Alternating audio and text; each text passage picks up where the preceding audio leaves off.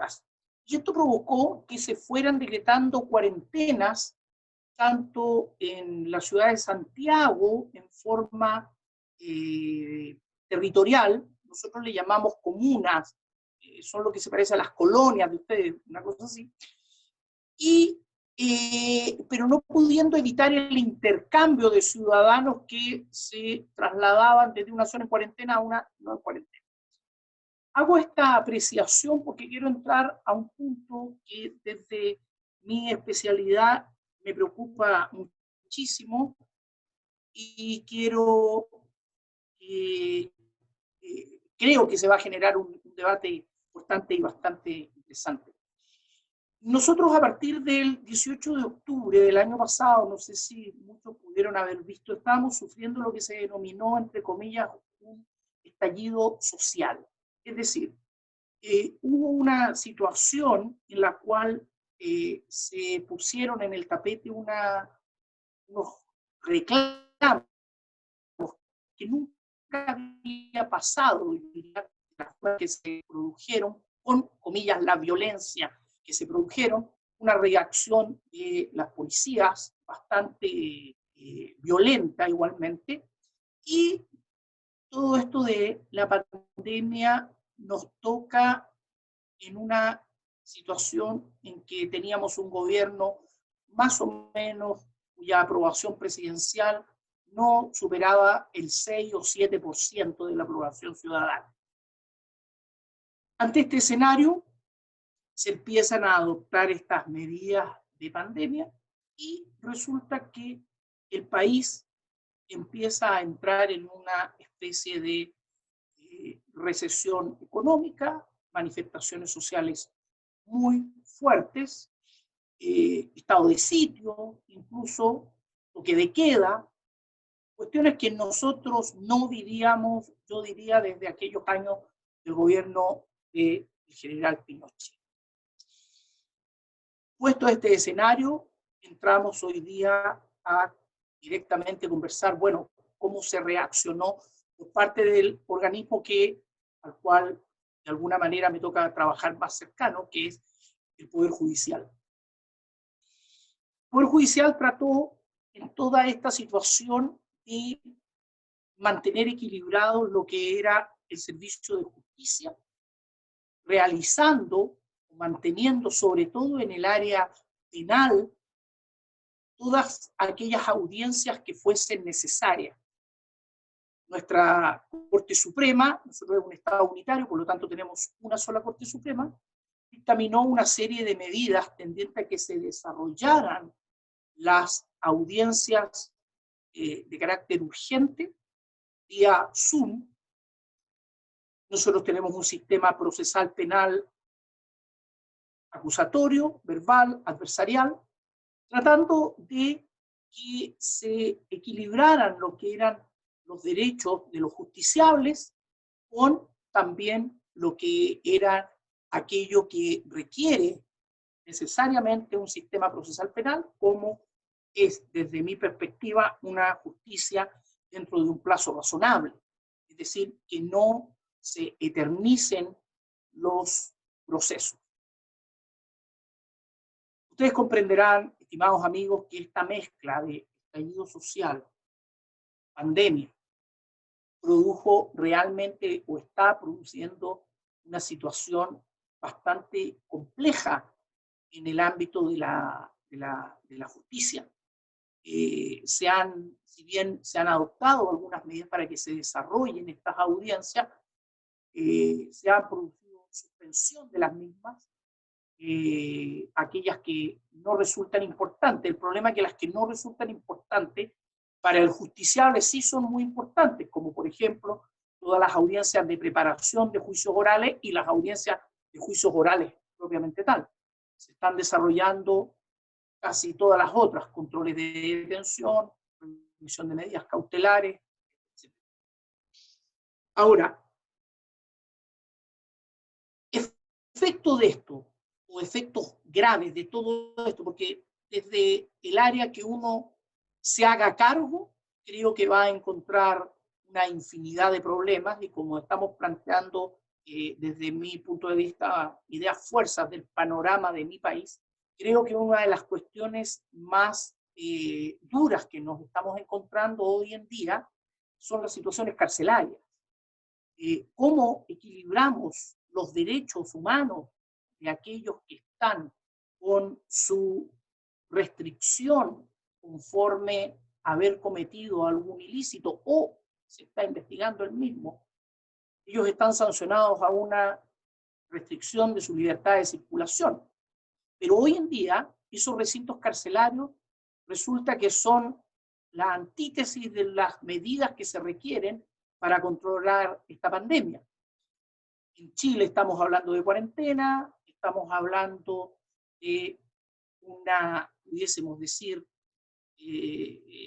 un sistema de aislar a la gente que esté en una situación más permeable, como son aquellos que tienen sobre 70 años de edad, que tienen algunas enfermedades base. Bueno, ¿qué hacemos en los recintos carcelarios con todo esto?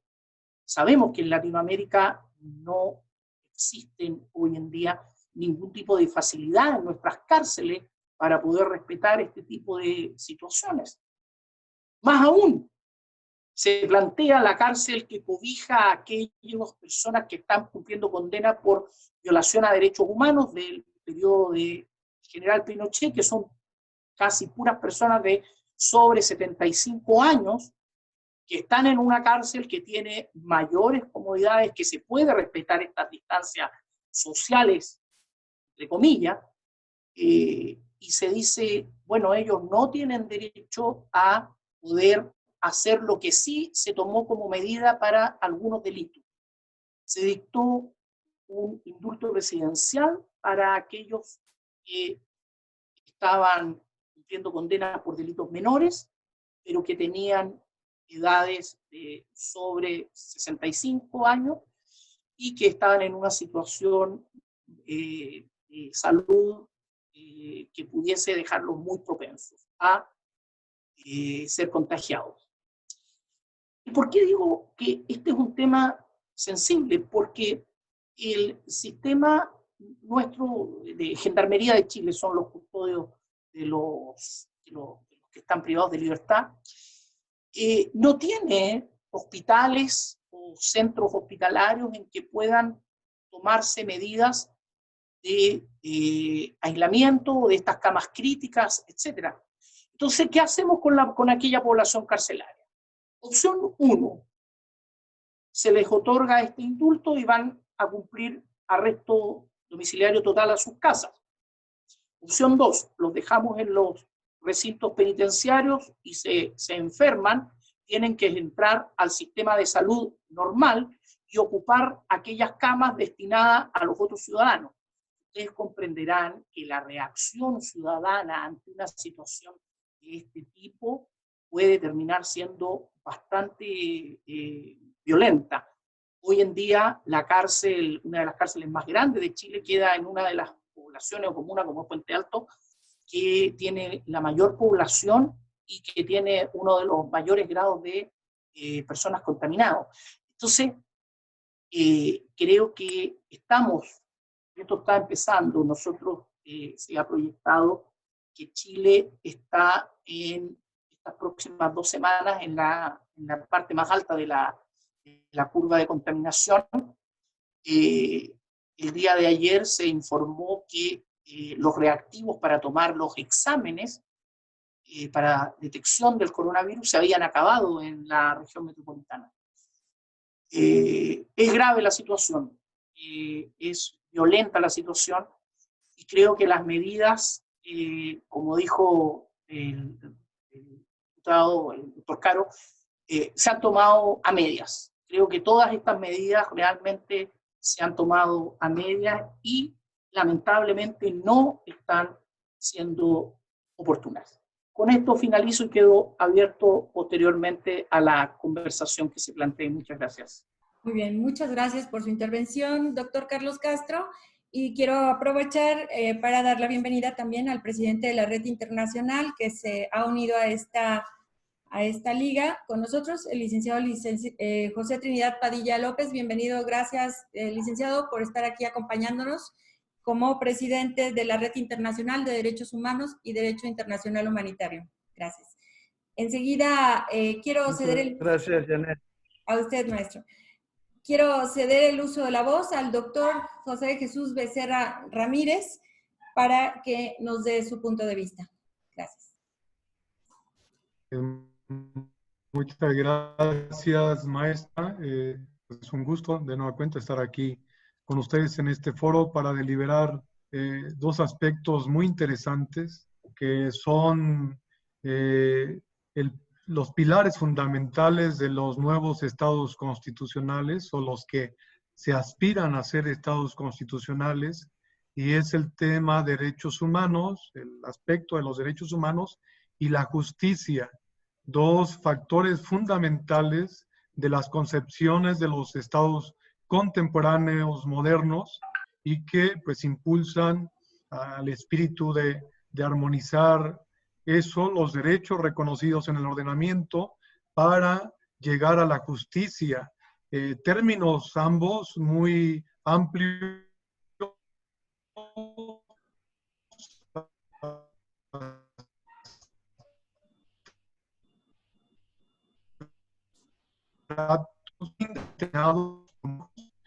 muchos años que lo es. El propio Kelsen también ya más cercano en el tiempo decía que era muy complicado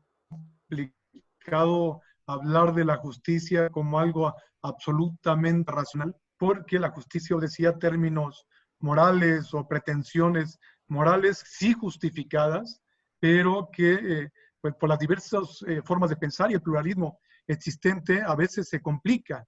Pero ya autores contemporáneos van deliberando y armonizar este término de la justicia con un término moral, pero también justicia que puede ser recibida en el ordenamiento jurídico, y se empieza a matizar. Autores como Hart dicen que la enorme bondad de eso cuando coincide las pretensiones justificadas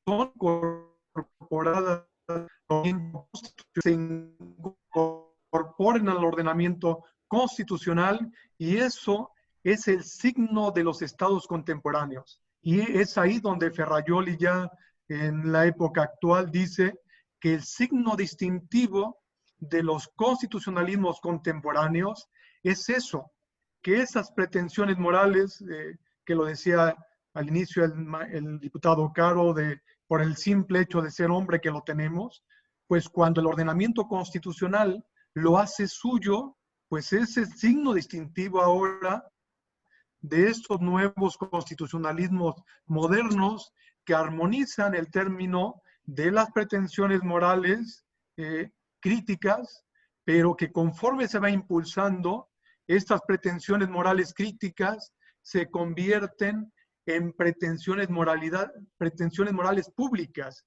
es decir, la moralidad que se positiviza y se vuelve jurídica, y eso es a lo que me voy a referir ahora. ¿Y cuáles esas pretensiones morales que se juridifican y se vuelven positivas?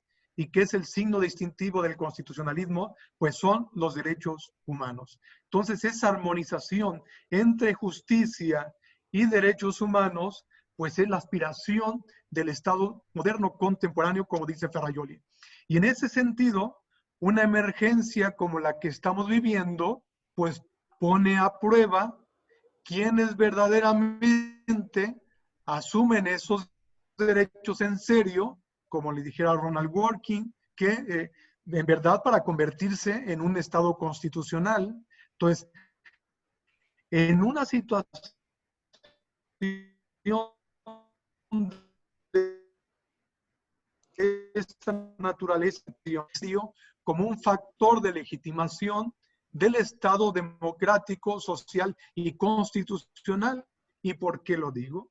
Porque pone a prueba, el sentido del Estado liberal clásico, para si en verdad puede responder a una exigencia como la que estamos viviendo ahora, o si esos estados liberales se están sacudiendo y auxiliarse del pensamiento social contemporáneo o de las democracias sociales o del el socialismo democrático o de aspectos que superan al liberalismo clásico. Para respuesta a eso, porque que los estados o algunas partes del estado, y me refiero al estado como gobierno, no propiamente una entidad federativa, sino al estado como concepción política y jurídica, donde concurren los diversos entes de poder. En consecuencia, ¿y qué se debe de hacer?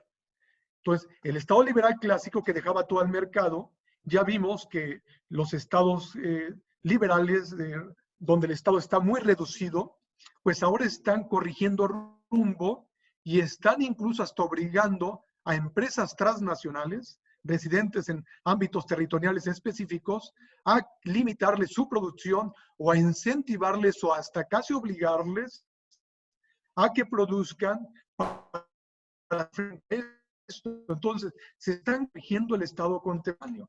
Esto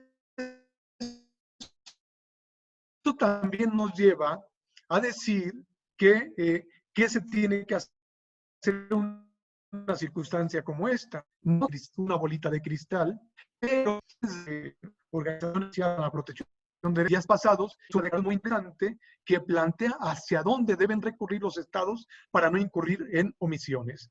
Y lo vimos, la respuesta, unos muy rápida, otros no tan rápida, y eso tiene que ver precisamente con estados preocupados porque prevalezca ese estado constitucional. Entonces, la Corte Interamericana dice que se debe de incentivar el sentido de la cooperación y la solidaridad, y eso que implica replantear el término de las funciones del Estado, y sobre todo el Estado social, pero también las funciones de las personas, que tenemos que replantear que el individualismo clásico y egoísta tiene que abrirse para proteger a los demás, pero en la medida que se proteja a los demás, también se protege el mismo. Entonces, el individualismo clásico, con esa exhortación de la Corte Interamericana, pues está replanteando no solamente el sentido de la función del Estado, sino también el sentido de la relación entre las personas, que obliga a replantear el comportamiento individual o egoísta para efecto de replantear la solidaridad en el sentido como un comportamiento político y social. Y eso también lleva, en el sentido de la justicia, a quién va a impactar, o el sentido que tenemos. A veces escuchamos justicia y siempre nos enfocamos al sentido de la jurisdicción como una parte para llegar a la justicia. Claro, es una de ellas, pero no todas.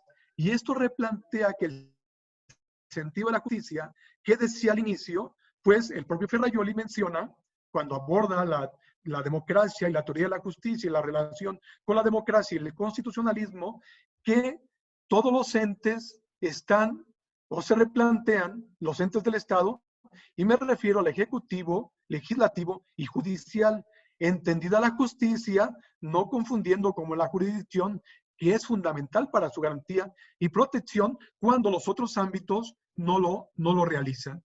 Entonces, el sentido de una circunstancia como la que estamos viviendo ahora, pues nos replantea qué tipo de comportamientos y quiénes son los que deben de activarse en una circunstancia de esta naturaleza.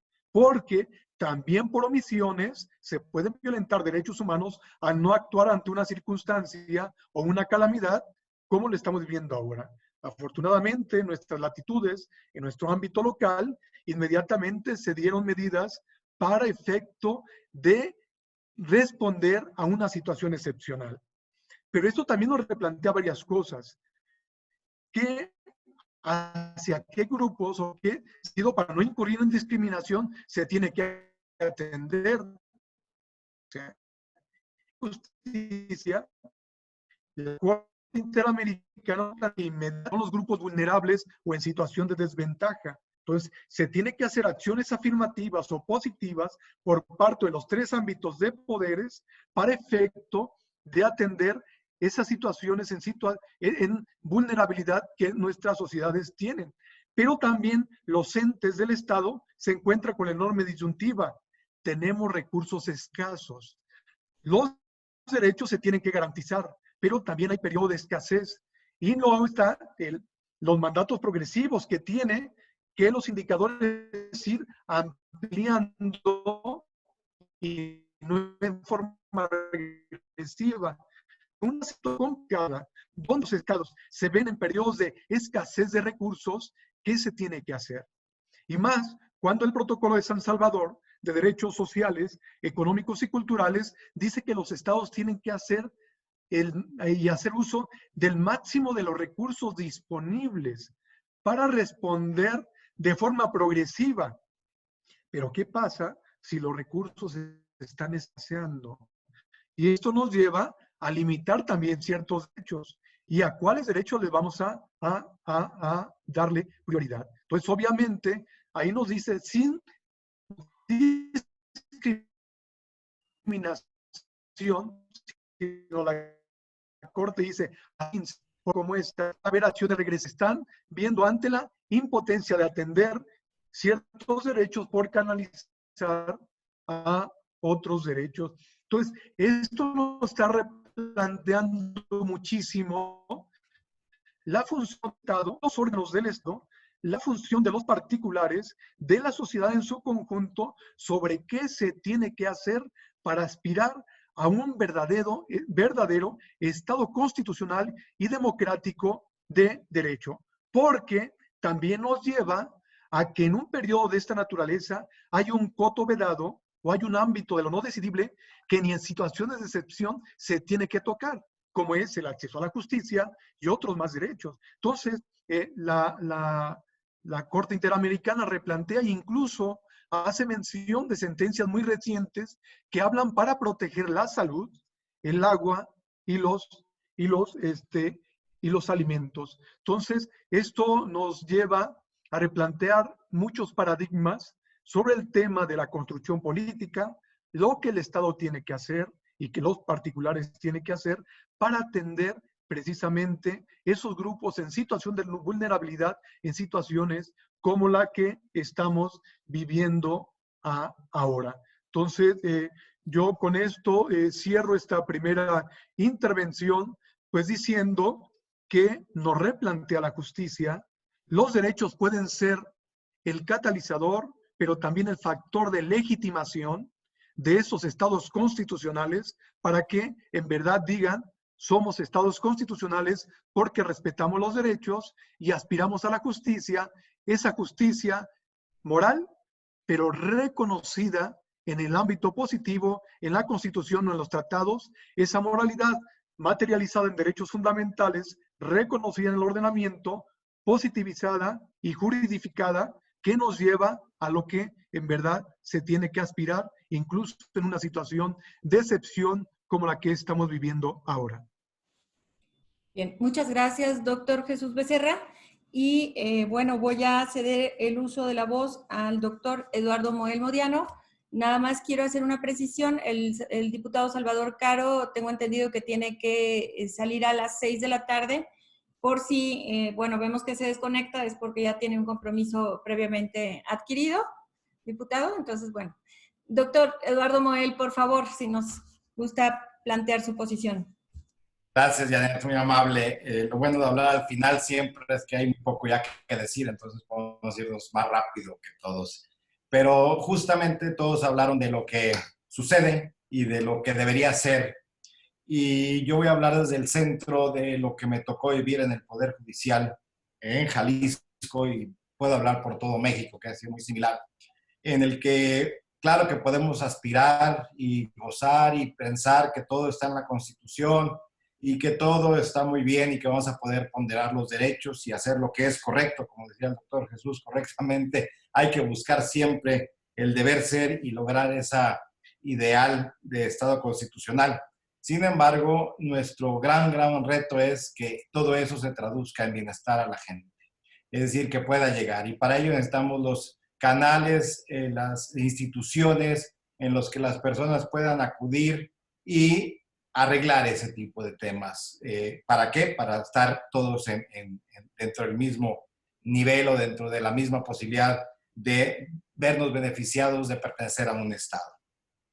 El Poder Judicial es una de esas instituciones que busca justamente crear y dar, otorgar derechos, imponer las obligaciones a quien haya incumplido para que las cumpla a favor de otra persona. Y en ese sentido, la pandemia en estos días aciagos nos ha llevado a una triste realidad. Primero es que el Poder Judicial no está equipado, y ya no solamente hablo de equipamiento físico y de infraestructura, que eso es un tema central, sino de una segunda parte. No hay un sistema legislativo que nos permita enfrentar este tipo de situaciones de manera directa. ¿A qué me refiero? Nuestras leyes procesales son muy rígidas, muy estrictas, en las que nosotros estamos sometidos, o el Poder Judicial está sometido a lo que el Congreso, a través de sus diputados, emite como leyes, y nosotros estamos obligadas a observarlas en los procesos. Sin embargo, este tipo de situaciones nos llevan a entender que hay cosas que nadie entiende y que no sabemos que nos van a pasar algún día en nuestra vida. Si las leyes procesales, no hablo de las leyes sustantivas, hablo de las leyes adjetivas, fueran más flexibles y permitieran al Poder Judicial desarrollar en caso extraordinario o de manera más rápida la adaptación de las realidades tecnológicas y de las realidades sociales que vivimos, para que los procesos sean mucho más rápidos, para que los procesos sean mucho más claros, sin tener que esperar siempre la reforma legislativa. Considero que ese sería un gran logro que debemos ya pensar. Es decir, flexibilizar las leyes sustantivas para que a través de procesos se puedan hablar, no desviar, sino porque es el mismo objetivo, pero sí llegar por otro camino a lograr los fines. Pongo un ejemplo. Cuando empezó la pandemia, cerramos los tribunales porque, como decía el diputado Caro y como decía el doctor Carlos, efectivamente la ponderación de los derechos nos obligó a decir, la salud va primero, tenemos gente que se ve afectada y tuvimos que cerrar. Y ha existido de manera honesta una cantidad de reclamos de por qué no podemos seguir los procesos de manera tecnológica. El primero de ellos, y el más obvio, es porque no tenemos el equipamiento. Y es algo que, como dicen, no tenemos el problema económico, pero se está trabajando en él y estoy seguro que en muy leve tiempo lo lograremos y lograremos estar a la vanguardia en ese sentido. Pero donde sí no podemos es, cuando decían, es que ¿por qué no podemos notificar por WhatsApp? ¿Por qué no podemos hacer las audiencias virtuales? Estoy hablando de materia civil, materia mercantil, materia familiar. Y la verdad es que no tenemos una legislación que nos asegure que esos procesos se van a respetar las formalidades que nos exigen las leyes. Es decir, nosotros en nuestra vida privada nos podemos comunicar a través de WhatsApp o a través de videoconferencias, pero el Poder Judicial requiere un punto mayor, que es observar las formalidades del procedimiento para asegurarnos de que se han realizado de manera correcta.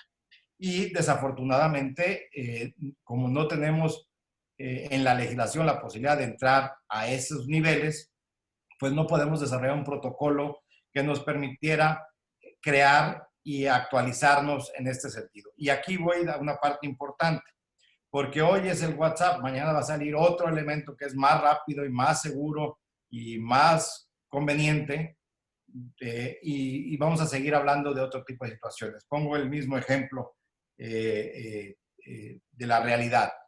Hace 15 años el correo electrónico era la gran maravilla, hoy se usa mucho menos el correo electrónico, y sin embargo las leyes solo hablan de correos electrónicos, no permiten que vayamos mucho más rápido en las tecnologías. Entonces, creo que el primer reto que vamos a tener a partir de este momento es encontrar, flexibilizar y confiar en que el Poder Judicial pueda conocer bien los procesos y que ellos mismos puedan hacer los protocolos necesarios para enfrentar este tipo de cuestiones. El segundo tema que es trascendental para el Poder Judicial y que esto es más interno, pero tenemos que hacer conocimiento, es que la justicia no está sola. ¿Sí? la justicia requiere de todo un esquema de trabajo para que se pueda materializar. La justicia de abogados, cuando se presentan pruebas, cuando se dicta la sentencia, cuando se presenta la demanda. Pero esa justicia, que yo la llamo la justicia de abogados, no es la justicia que busca la gente. La justicia que busca la gente es si le deben dinero que le paguen, si va a recoger unos daños, si tiene que poder embargar por alimentos, si requiere terminar su matrimonio, si quiere la herencia, que la que no haga en papel eterno. Porque la justicia de abogados al final del día no se ve reflejada en el ciudadano. Entonces, y es importante saber al Estado, ni somos un agente ajeno un ente ajeno a la sociedad. Somos parte de ella y como tal debemos involucrarnos en la parte que nos corresponde. Y para lograr ese objetivo no hay mucho más que poderle más que aprovechar todos los mecanismos para que las sentencias se ejecuten lo más rápido posible. Es decir, ahorita tenemos N número de sentencias dictadas, ninguna se puede ejecutar. ¿Qué quiere decir eso? Que no hay manera de que se materialice esa justicia. Entonces, si el ciudadano sigue pasando y pasando y si yo tengo una sentencia, ¿y qué hago con ella? ¿De qué me sirve? Y les pongo ejemplos. ¿Por qué tenemos que esperar que se abran los juzgados para embargar una cuenta de un tipo, una persona que le debe a otra? ¿Por qué el juez no puede girar un oficio a la Comisión Nacional Bancaria de oficio y decir, sin darle vista a otra parte, oye, tengo una sentencia que condenó por tantos dineros, embargo la cuenta o entrega el dinero? Eso se podría hacer.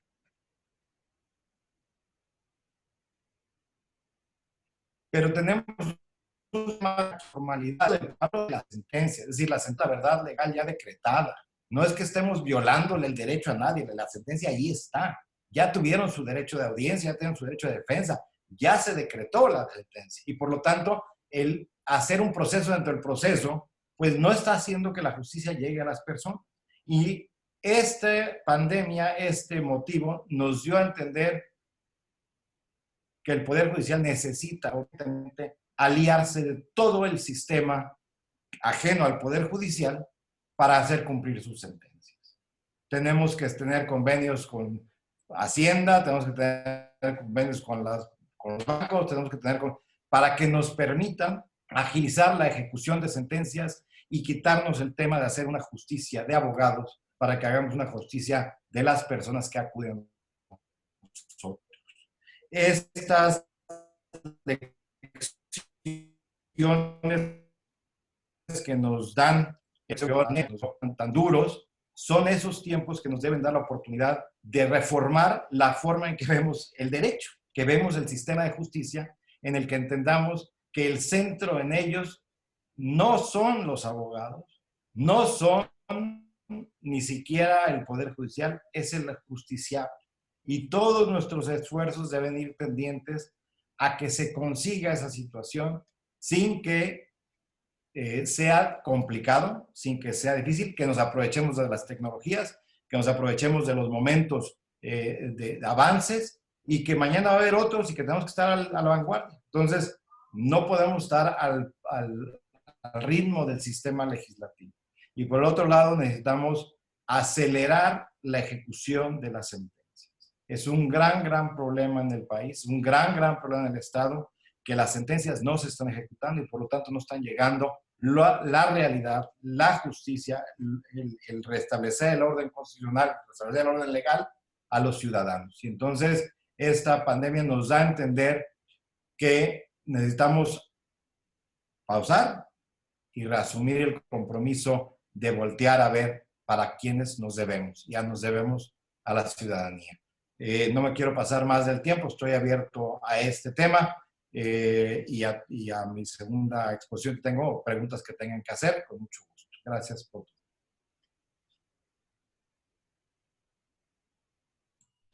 Muchas gracias, doctor. Muy amable. Creo que sin duda la pluralidad de los integrantes de nuestro panel nos permite sensibilizarnos sobremanera en la materia de derechos humanos y justicia. La transversalidad de las áreas en las que está cada quien nos permite ver de una manera global esta problemática que nos ha traído la pandemia. Me gustaría ceder el uso de la voz a los miembros del panel a efectos de que comencemos con este conversatorio, porque seguramente entre ustedes habrá mucho que aportar y que abonar respecto del tema que cada uno aportó. Así que adelante, si me abren los micrófonos de nuestros panelistas, por favor, para iniciar. Y no sé quién guste. Doctor Moel. ¿Me permites? ¿Sí, Carlos?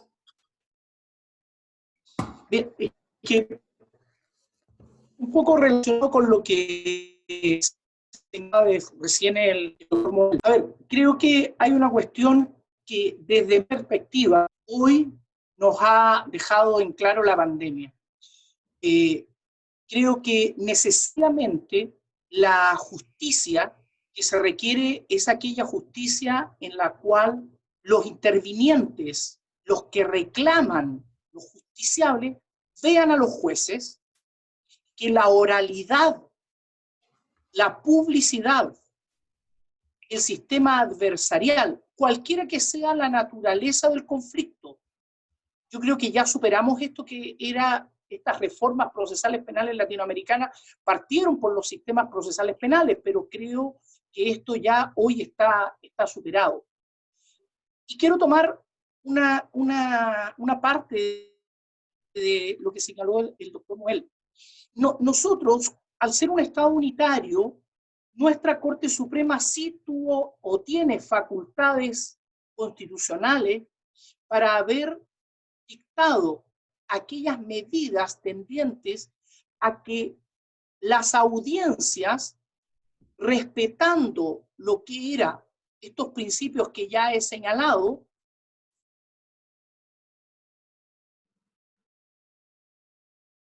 partiendo de les quiero contar que solo en una semana se adaptaron los sistemas que permitieron que tanto la Corte Suprema, las Cortes de Apelaciones, que son nuestros tribunales de segunda instancia, y los tribunales de primera instancia pudieran realizar sus audiencias.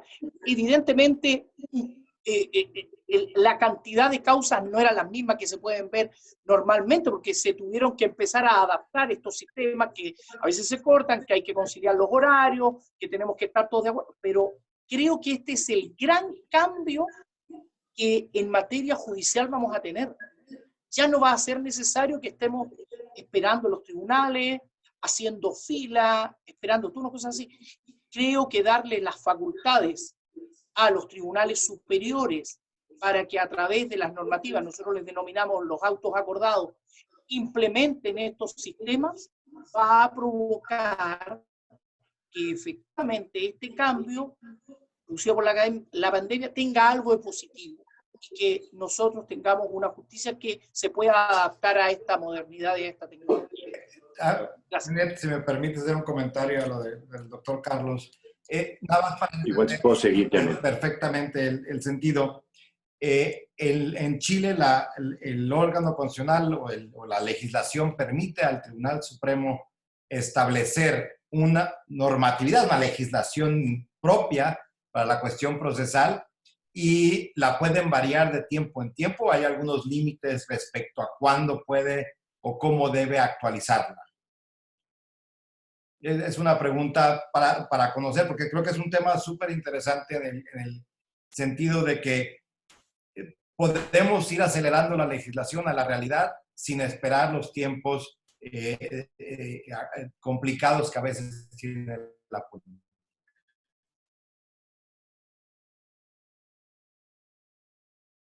Solo mismo para responder, nosotros tenemos una legislación que permite a nuestra Corte Suprema el poder dictar aquellas medidas tendientes a que se puedan destrabar algunas situaciones como fue esta de no poder realizar físicamente dentro del tribunal la audiencia, pero se adaptó solo en virtud de que nosotros tenemos sistemas orales en materias tan sensibles como son la materia penal, la materia familia, la materia laboral. Por eso se pudo hacer, y haciendo la adaptación solamente del sistema.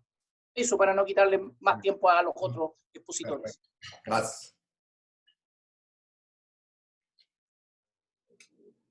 Perdón, diputado, me parece que usted quería hacer alguna intervención. Gracias. Si es posible, muchas gracias, Janet. Adelante. Mira, con todo el reconocimiento por la gran batalla que ha dado a favor de la transformación del Poder Judicial al consejero Moel, decir que, bueno, en México, en el orden federal y local, el Poder Judicial tiene derecho de iniciativa, pero legislativamente el comportamiento, la tradición de actuación del Poder Judicial es sumamente... aún teniendo razones muy claras y poderosas, el Poder Judicial actúa con dos debilidades. Primero, no tiene una actuación proactiva para transformar la legislación. Y segundo, lamentablemente, no tiene la legitimidad, aunque siempre hay personalidades muy acreditadas. Yo podría destacar varias en el Consejo y en el propio tribunal. Por supuesto, entre ellas estaría el consejero Moel, pero el papel es pasivo. Bueno, segundo, en el Congreso del Estado están pasando cosas muy importantes a partir de este suceso, como llamaba la atención el doctor Castro. Primero, hoy realizamos nuestra primera sesión telemática a partir de una reforma realizada hace 3 semanas, y vimos que hay muchas formas de interactuar, que pudimos poner al día nuestra legislación, pero a partir de eso también impactamos la legislación de los municipios. Estamos abiertos a las solicitudes que hagan tanto el Poder Judicial como el Poder Ejecutivo, y estamos estudiando en las ramas de lo que compete al derecho civil local, cómo órganos colegiados pueden incorporar, esperemos que en sociedades mercantiles la legislación federal también entienda este momento y lo pueda aprovechar. Es una oportunidad, sin duda, para la interacción, para el intercambio de bienes y servicios, para la agilidad en el flujo de dinero en el orden local, nacional y mundial, que se traduzca en bienestar, que se traduzca en empleo, que se traduzca en riqueza. Eso es lo que yo quería compartir con ustedes. Igual si hay alguna cuestión, estoy a sus órdenes, porque estoy a punto de terminar. Si me das permiso, Janet. Bueno, el doctor Becerra primero. Yo más quería agradecerle porque tiene razón el diputado Caro. Somos un ente muy pasivo porque no hemos encontrado realmente nuestra trascendencia en la sociedad. Cuando sepamos lo trascendente que es el Poder Judicial para los que estamos ahí adentro, seguramente pelearemos mucho más y seremos mucho más activos en esa parte. Y en eso tiene razón. Me consta que han estado siempre, cuando menos en mi gestión, siempre muy, muy accesibles a todo tipo de comentarios, y tiene razón. Y eso lo dejo en la mesa porque es importante para los que estamos en parte del Poder Judicial, ya sea como operadores, como funcionarios, poder reclamar, más que reclamar, proponer con tema y comportarse a la altura una vez que tengamos o que se logren esos cometidos. Totalmente de acuerdo con ustedes, señor diputado. No tengo más que estar de acuerdo en ese sentido. Lo hemos vivido juntos. Muchas gracias, consejero. Doctor Jesús Becerra. Sí, precisamente abonando al hilo de esta discusión que se está generando en el conversatorio, creo que hay una coincidencia en todos los sentidos de que la realidad nos rebasó. La realidad nos rebasó precisamente porque, y no, México no es privativo, o sea, muchas partes del mundo, no estábamos previendo una circunstancia de esta naturaleza y modernizando nuestro aparato de justicia. Ese es un gran problema que incluso se puso en riesgo, que debo repetir, ni en excepción se debe de privar, o sea, es decir, en estado de sitio suspende derechos, como es acceso a la justicia, que ahora lo vimos limitado. Entonces eso yo voy por dos vertientes. Una, ya lo anotaron previamente, creo que la pasividad de los actores es fundamental activarla y lo plantea un teórico argentino, Roberto Gabriela, el choque entre poderes, sino el diálogo entre poderes, constitucionalismo dialógico, es decir, cómo yo como un poder no voy a ver al otro, como Madison decía, voy a ver al otro porque sea buen samaritano, sino si no hace bien su trabajo lo voy a atacar. Entonces, lo que replantea la nueva teoría constitucional, que obviamente habrá que escucharla y replantear, y dice, vamos a entrar al diálogo entre poderes para mejorar la justicia y todos los ámbitos del poder político, ya no a través del ataque, sino del diálogo para construir. Y eso obviamente nos lleva a replantear muchas cosas. Que el ámbito de la jurisdicción, desde el ámbito de la justicia y en particular la jurisdicción, pues obviamente requiere la modernización y una de ellas es la justicia digital y obviamente implica no solamente recursos, porque la inteligencia artificial ahí está. Es decir, no podemos tapar eso con un dedo. La inteligencia ahí está, artificial. Lo que falta operar es sumar las inteligencias personales y las voluntades para que esto se lleve a la práctica. No es muy fácil en una situación a veces de computación, eso se requiere personas con un alto sentido de responsabilidad y de preparación para operar una justicia que eficiente recursos, que se modernice, que haga uso de las nuevas tecnologías, y no solamente es cuestión de recursos, sino de capacidades y voluntades, porque también la función del juez, y me refiero del que resuelve, puede ser juez, puede ser magistrado, ya no solamente aquel de la boca muda de la ley, como decía Montesquieu, sino aquel juez activo, garantista, que a través de sus resoluciones ponga ejemplos de su actuar, y basta una sola sentencia para que arrastre en el sentido práctico de lo que tiene que hacer un buen juez. Entonces, el sentido de la justicia ahora, en una pandemia de esta naturaleza, nos lleva a reparar las medidas adecuadas y realmente alejados de utilitarismos momentáneos, sino que en verdad ir por dos vertientes. Una verdadera justicia digital, que la inteligencia ya está, los aparatos ya están, pero requiere capacitación para operarla. Ese es el gran problema.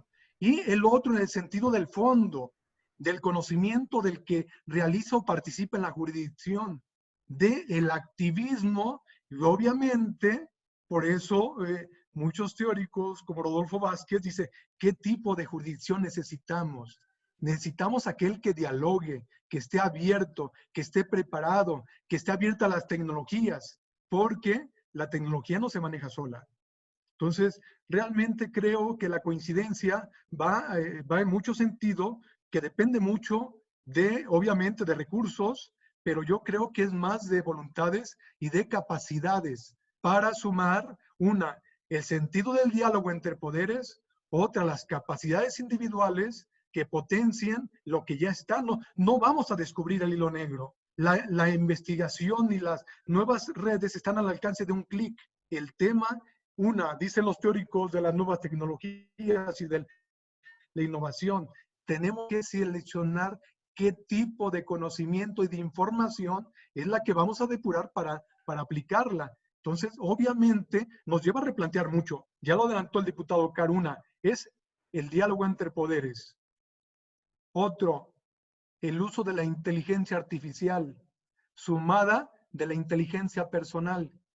Otra, la capacitación y la formación de los operadores de justicia, que es un factor fundamental para que el engranaje funcione. Bueno, no quiero abusar más, quise de alguna manera puntualizar de estos aspectos que son fundamentales, que teóricamente ya se está deliberando, no estamos descubriendo nada nuevo, pero creo que en una situación de pandemia que nos agarró con los dedos en la puerta y nos sacudió y que realmente se le están vulnerando derechos que ni en situación de excepción deberían hacerse, pues creo que es momento, aunque es tarde, de replantear esta circunstancia.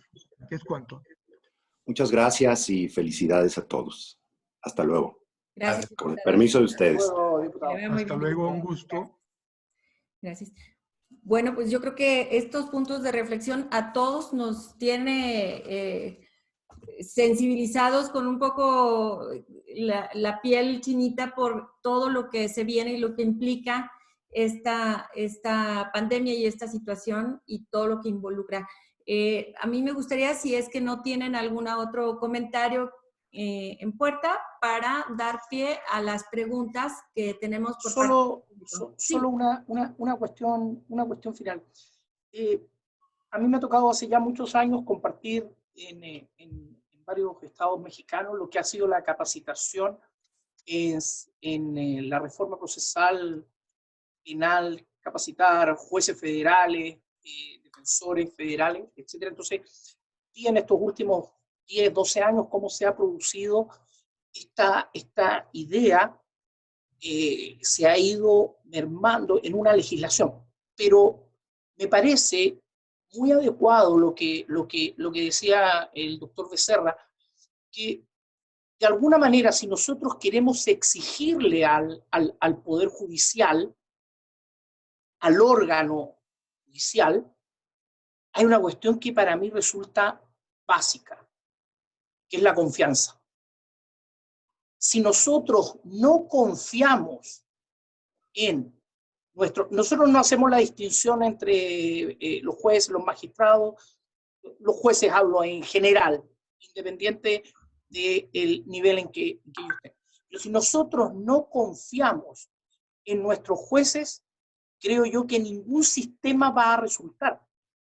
Es decir, no va a resultar ni un inquisitivo del juez a puerta cerrada en su despacho fallando, ni un adversarial público en audiencia con las partes presentes. Es decir, la confianza en los jueces es fundamental para que estas nuevas tecnologías puedan ser implementadas. Para Chile resultó muy sencillo y no somos más inteligentes que nadie, que en ninguna parte, pero que la Corte Suprema dictara e hiciera aquellas adecuaciones necesarias para que el Poder Judicial siguiera funcionando. No se paralizó ningún día. Evidentemente fue más lento, sí, pero ningún día. Las audiencias se comenzaron a realizar respetando la publicidad, respetando los derechos de todos los que son intervinientes en cualquiera de las materias. Y lo que ocurre es que esta pandemia no es a corto plazo. Es decir, de esto no hay mucho tiempo que seguir pensando, porque la verdad se va a producir, creo yo, en aquellos países que no adopten las medidas correspondientes, se va a producir un quiebre absoluto, independiente de la materia que sea, respecto de los plazos razonables, como llama la Corte Interamericana, en los cuales vamos a obtener estas sentencias que ya no se cumplen. Como decía el doctor, ya no se cumplen. Ya, bueno, ahora ni siquiera vamos a tener esa sentencia porque ya ni siquiera se va a fallar. Si nadie entiende que esto hay que adaptarlo ya, no hay que esperar mucho tiempo. De acuerdo, la confianza es esencial para que esto funcione. No hay vuelta de hoja. Invariablemente. Bueno, pues mucho que hacer, mucho trabajo por mejorar en nuestros sistemas y ojalá que, bueno, ya también tuvimos por parte del legislativo una mirada y que también esto pueda sensibilizar a varias facciones para que pueda darse una mejor solución a nuestro sistema de justicia y más en estos tiempos. Me gustaría dar paso a una serie de preguntas, si me lo permiten. El doctor Carlos Castro, me dicen que si algunos gobiernos reaccionaron comprando pruebas rápidas que no son útiles para el diagnóstico, según la OMS y las autoridades científicas, ¿qué considera pueden hacer los ciudadanos para evitar que gobernantes incurran en estas prácticas dañinas de compras orientadas al beneficio personal más que al sector salud? A ver, yo creo que es una pregunta bastante interesante porque nos pone en una disyuntiva de lo que es el interés privado versus el interés público. ¿Cómo nosotros podemos determinar ante una situación de esta gravedad y, entre comillas, desconocida que enfrentamos por primera vez? ¿Cómo podemos determinar cuál va a ser el interés público? ¿Qué es lo que necesitamos? Les cuento que en mi país ocurrió cuando se empezaron a adoptar las primeras medidas tendientes a adelantarnos a lo que venía. Había una discusión muy dura entre el colegio médico y el ministro de Salud, que es un médico acá en Chile también. Pero opiniones absolutamente diversas. Si después decimos qué opinaba el ministro de Economía, otro mundo, otra diferencia. Entonces, ¿qué se hizo? Se planteó una mesa de trabajo que concitara la opinión de todos estos estamentos que estaban realmente discutiendo qué hacer. Se escucha a todos, pero finalmente alguien tiene que tomar las decisiones. Y creo yo que la única forma en que se tomen las decisiones adecuadas, como se plantea en la pregunta, yo voy a dejar de lado los temas de corrupción, es decir, si el interés privado es porque hay funcionarios públicos corruptos y llevan a esto, no, eso dejémoslo de lado porque no es la cuestión en discusión. Estamos hablando de cuál es la medida adecuada en la cual prime lo que es la idea de el bienestar público. Creo yo que volvemos a lo mismo, volvemos al tema de las confianzas. Aquí no nos estamos dando cuenta que si no se toman las medidas adecuadas y aquellas medidas adecuadas que tengan un sustento científico. Aquí hay que escuchar a los científicos, a los que saben. Si aquí no sacamos nada con tener una serie de legisladores que pretendan hacerlo lo mejor posible, o políticos que pretendan hacerlo lo mejor posible, si este es un tema científico. Entonces, yo creo que habría que potenciar las decisiones en el ámbito científico. Esa por lo menos sería mi opinión, que el estamento científico, universitario, tuviese una voz bastante más fuerte de la que por lo menos hasta ahora ha tenido. Muy bien, muchas gracias, doctor Carlos. Tengo una pregunta que es abierta, a ver si me la pueden contestar. Me dice, ¿cree que los jueces van a fallar más a favor de los patrones que deben a sus empleados, o habrá la perspectiva de que muchos se aprovecharon de que no había juzgados para incurrir en falta alguna de pago?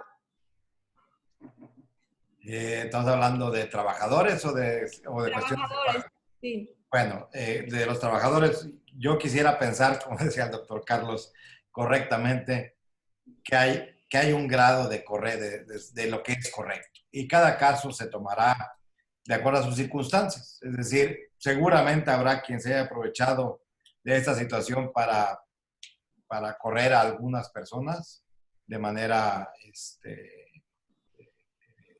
dolosa, pero seguramente habrá más de alguno que tuvo que prescindir de los servicios porque no podía seguir cumpliendo sus obligaciones, ¿sí? El tema es caso por caso, y yo quiero pensar que los jueces laborales pues van a dictar sentencias como esa. Muy bien, muchas gracias. Esta pregunta es para quien guste contestar. Me dicen, al migrar al mundo digital requiere los que toman las decisiones emigren a ese mundo. ¿Será complicado emigrar al mundo digital si quien decide está en un mundo analógico? Los procesos son creados por las personas, y si las personas no tienen facilidad al cambio, los procesos no van a cambiar. ¿Qué es necesario para que los que decidan emigren al mundo digital? Yo creo que quieran hacerlo. Es decir, creo que aquí este mundo no está vetado para nadie. Nosotros tenemos tribunales en los cuales hay gente bastante mayor y que se ha adaptado a estos sistemas. Creo que nadie puede restarse. Claro. Esta situación llegó para quedarse. Aquí no va a haber un retroceso y tenemos que darnos cuenta de eso. Es decir, me incluyo, soy bastante negado para las tecnologías, ¿ya? Pero la verdad, o me adapto, quien se va a quedar fuera de este vuelo soy yo. Entonces, así es. Nada, hay que adaptarse, no queda otra, no hay vuelta atrás. Sí, Jesús, por favor. Pues efectivamente tiene que ver mucho con la efecto de informarse, que tampoco, el mundo se acaba. Creo que las tecnologías son muy importantes, pero también hay que ponerle límites por efecto de los vicios que se pueden generar, sino que tiene que haber un sentido de selección y sobre todo de acotar el tipo de la enorme información que hay en el universo tecnológico, y creo que se requiere preparación, pero coincido con que mucho tiene que ver la voluntad. La voluntad es un factor fundamental para emigrar, porque si nos resistimos, pues el cambio va a ser más lento. Y si esa resistencia viene de las esferas de poder, pues todavía peor. Ese es el gran problema, pero también nosotros como sociedad, como los que estamos relacionados en el ámbito académico, tenemos en nuestros espacios predicar con el ejemplo, porque creo que eso es un factor fundamental. Y volviendo a la pregunta anterior, si sirve de información, la Corte Interamericana también emitió una declaración en relación a las tema que obviamente todos los derechos son todos, pero una excepción como la que estamos viviendo y que puede ayudar mucho. Los invito a estas recientes lineamientos que dictó la Corte Interamericana, que además nos vincula por ser nosotros parte del mismo y hemos aceptado su competencia y además ratificado la convención por tal parte de nuestro ordenamiento. Creo que tampoco para efecto proteger el más débil de la relación, en este caso es el trabajador. Claro, nadie está obligado a lo imposible, pero sí tiene que justificar, si es un tema regresivo en tema laboral, con una alta justificación racional, y coincido que debe ser caso por caso, porque no hay una regla general, sino tiene que ser caso por caso, pero mucho ayudaría echarle un ojo a la reciente declaración de la americana con motivos de lineamientos, que a qué derechos y a qué medida se tiene que observar, sobre todo en el tema laboral, que es una de las preocupaciones de la Corte, es el tema laboral, el tema penitenciario, el tema de la violencia que se agudiza en temas de aislamiento, el tema de violencia de la mujer y de los niños y de la infancia en temas de aislamiento. Entonces, hay varias cosas que dictó muy interesantes la Corte, el tema de la alimentación, del agua, es decir, no dejó sueltos los temas sensibles, y entre ellos está el tema laboral, que mucho ayudará para el caso particular, dependiendo el tema o el problema que estamos viviendo.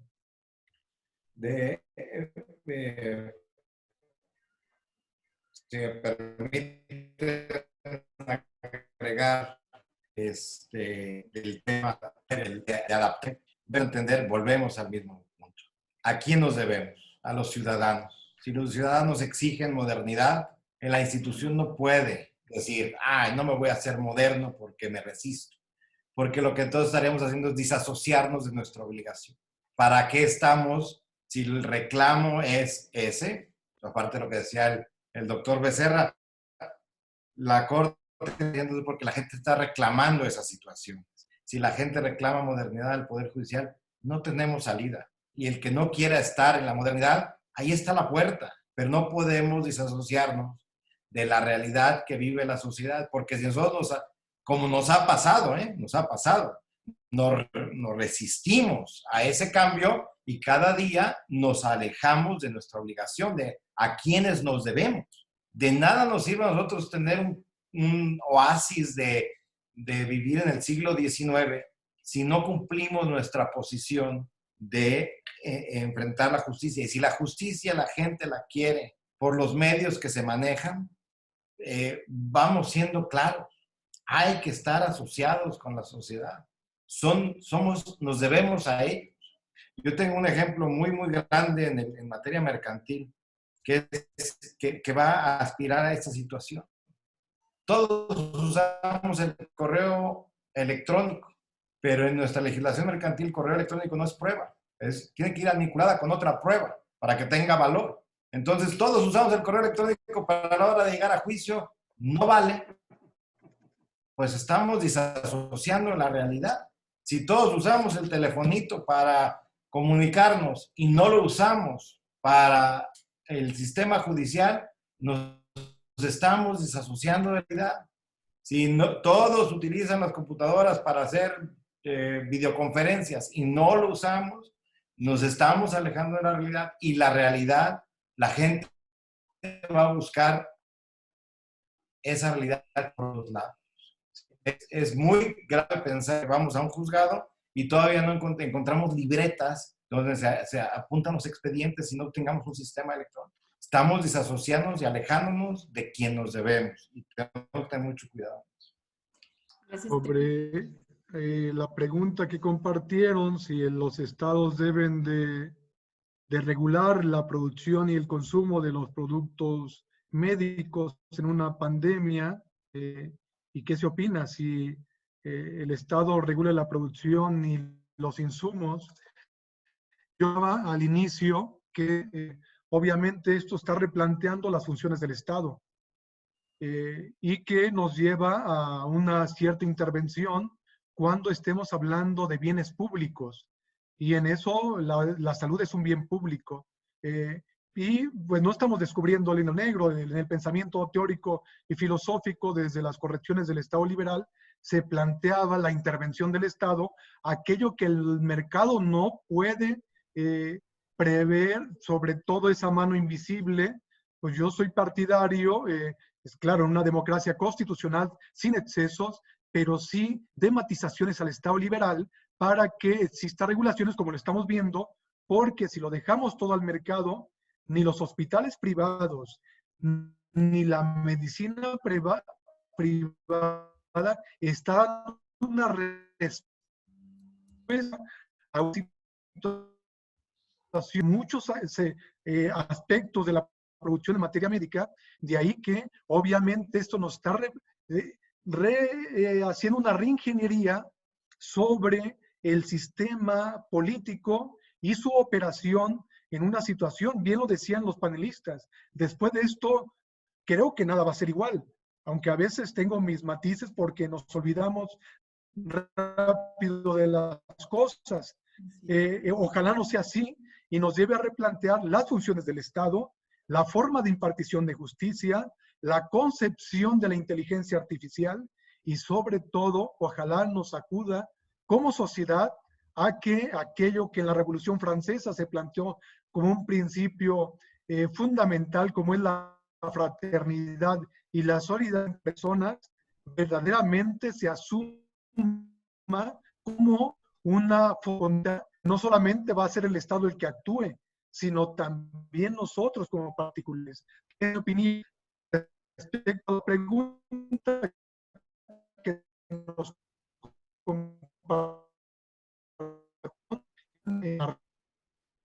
Quiero dar mi opinión de paradigma respecto de lo que entendemos nosotros como la función de un Estado democrático, liberal. Es decir, la intervención del Estado en cuanto a entrar a regular el mercado. Porque acá el definir qué compro, cuánto pago, cuánto se produce, teniendo como prioridad el bienestar social y la sobrevivencia humana es un cambio trascendente. Es decir, si esperamos a que las reglas del mercado jueguen para que se produzca una baja en los precios y podamos adquirir los remedios correspondientes o los test correspondientes, y eso que todavía no tomamos el problema de cuando aparezca la vacuna. Porque cuando aparezca la vacuna, como dijo el presidente de un pequeño país centroamericano, el presidente de El Salvador, dijo una frase, se le podrán hacer muchas críticas a él, sobre todo por las reacciones que tuvo en cuanto a respeto a derechos humanos en las cárceles. No hay que dejarlo de lado eso. Pero creo que él dijo una frase que fue muy dura. Dijo hace ya casi 2 meses, cuando aparezca la vacuna, justificando su cierre de frontera, dijo, cuando aparezca la vacuna, los primeros que van a gozar de ella van a ser los países que la descubran. Los segundos que van a gozar de ella van a ser los que la puedan comprar. Y si sobran, nos van a llegar algunas a Latinoamérica, a Centroamérica específicamente. Amigos míos, si pasa eso, quiere decir que no entendimos nada de esta pandemia. Y cuando se sigue primando el interés personal por el interés social, estamos destinados a que todas estas medidas van a fracasar. No va a haber ninguna solución a esta problemática que estamos desde mi perspectiva, un poco pesimista, creo. Muy bien. Doctor Moel, ¿quiere hacer alguna intervención? No, contra esta sabiduría no tengo mucho más que decir. Claro. Bueno, yo creo que se han tocado temas muy interesantes y quizás la base de todo, creo que volveríamos a la raíz, que sería desde la educación. Yo creo que la educación tendría que también migrar a esta inteligencia artificial, a todo lo que tenga que ver con lo virtual, y seguramente será reeducarnos, reinventarnos, y pues es una tarea muy complicada, pero seguramente todos y cada uno de nosotros tenemos un trabajo titánico por hacer. Ojalá que este panel haya dejado una semilla interesante en cuanto a la reflexión, porque, bueno, los panelistas que tuvimos creo que son de lujo. Muchas gracias, doctor Carlos Castro, por comunicarse desde Chile y estar con nosotros esta tarde. Doctor Jesús Becerra, muchas gracias también por brindarnos su tiempo. Y bueno, doctor Eduardo Moel, ¿qué le puedo decir? Es prácticamente de las intervenciones que tendremos el gusto de tenerlo aquí como miembro del Poder Judicial, como consejero. Yo sé que ya nos queda un poco de tiempo, pero lo vamos a explotar todo el tiempo que se pueda. Ya sabes, adelante, cuenta con todo el apoyo. Siempre sensibilizándonos. Advertido. Siempre sensibilizándonos pues en temas que tienen que ver con la justicia y la justicia social. Al maestro Trino Padilla, muchas gracias por estarse presentando esta tarde con nosotros como presidente de la Red Internacional de Derechos Humanos y Derecho Internacional Humanitario. Muchas gracias, maestro Trino. Al maestro José Guadalupe González Plasencia, presidente de MAVA México, también muy agradecidos. Y a todos ustedes por estar esta tarde compartiendo la sabiduría de nuestros panelistas. Muchas gracias. Muchas gracias. Cuenten con mi buena disposición para cuando se requiera. Un abrazo especial al maestro Padilla, a quien hemos tenido el gusto de compartir en un par de oportunidades.